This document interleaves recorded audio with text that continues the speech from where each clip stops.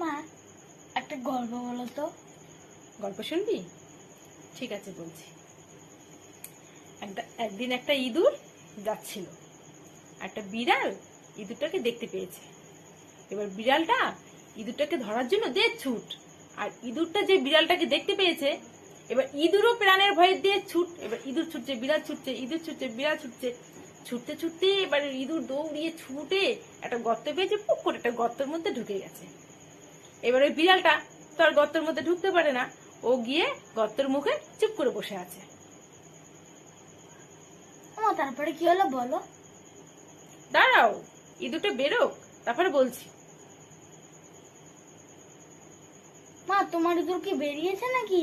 না না, এখনো বেরোয়নি, বেরিয়ে নি তারপরে বলছি। ও মা, বলো না, কোথায় ইঁদুর? এখন গর্তের মধ্যে নাকি? দাঁড়া, প্রাণের ভয়ে ইঁদুর গর্তে ঢুকেছে, কখন বেরোয়, কবে বেরোয়, আগে বেরো, তারপরে বলবো। কথা শুনলি না তোমার গল্প?